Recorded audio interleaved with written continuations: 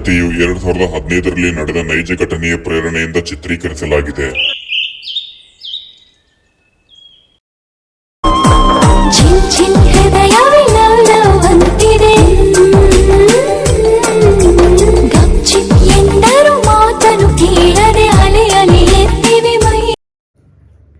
Hi ma'am, good morning. ಇಲ್ಲ ma'am, ಸ್ವಲ್ಪ ಮಲಗಿದ್ದೆ, ಗೊತ್ತಾಗಲಿಲ್ಲ ಕಾಲ್ ಬಂದಿದ್ದು. ಇಲ್ಲ ಮಾಮ್, ಇವತ್ತು ಬರ್ತಾಯಿದ್ದೀನಿ. ರಜೆ ಹಾಕ್ಬಿಟ್ಟು ಬರ್ತಾಯಿದ್ದೀನಿ.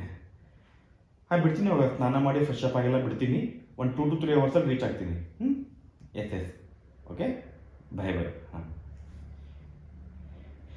10:30 ಆಯ್ತಲ್ಲಪ್ಪ, ಮಲಗಿದ್ರೆ ಟೈಮ್ ಹೋಗಿದ್ದು ಗೊತ್ತೇ ಆಗಲ್ಲ.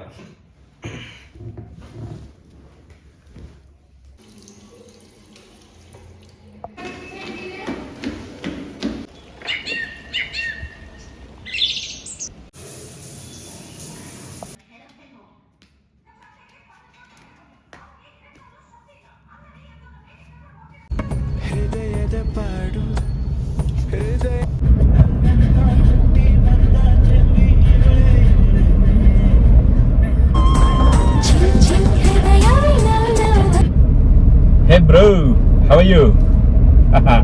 Yeah, I'm fine bro. Okay, ಮತ್ತೆ ಏನು ಮಾಡ್ತಾ ಇದೀಯಾ? ಇಲ್ಲ ಕಣೋ, ನಾನು ಇವಾಗ ಬಿಟ್ಟೆ ಊರಿಂದ. ಇನ್ನೊಂದು 2-3 ಅವರಲ್ಲಿ ರೀಚ್ ಆಗ್ತೀನಿ. ಎಸ್. ಮತ್ತೆ ನೋಡಪ್ಪ, ನಾನಂದ್ರೂ ತುಂಬ ದಿನದ ಮೇಲೆ ಬರ್ತಾ ಇದ್ದೀನಿ. 1 ವಾರ ರಜೆ ಹಾಕಿದ್ದೀನಿ ಕಂಪ್ನಿಗೆ. ಸೊ ನೀನು ನಿನ್ನ ಕಂಪ್ನಿಗೆ 1 ವಾರ ರಜೆ ಹಾಕಲೇಬೇಕು. ಇಬ್ರು ಸೇರಿ ಸರಿಯಾಗಿ ಮಜಾ ಮಾಡೋಣ. ಓಕೆ?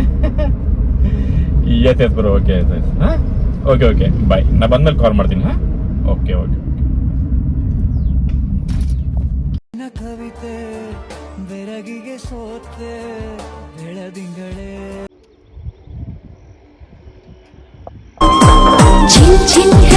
ಬ್ರೋ, ಇಲ್ಲಪ್ಪ, ಇಲ್ಲಿ ಡ್ರೈವ್ ಮಾಡ್ತಾ ಸ್ವಲ್ಪ ಸುಸ್ತಾತ. ಅದೇ ಸ್ವಲ್ಪ ಗಾಡಿ ಸ್ಟಾಪ್ ಮಾಡಿ ರೆಸ್ಟ್ ಮಾಡ್ತಾ ಇದ್ದೆ. ಇನ್ನೊಂದು ಅವರ್ ರೀಚ್ ಆಗಿನ್. ಎಸ್. ಓಕೆ ಬಾಯ್.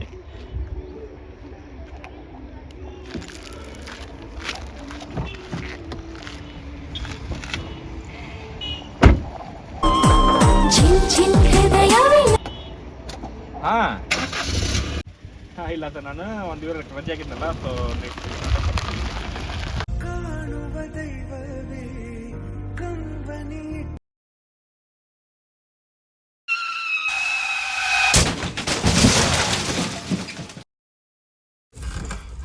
Oh shit.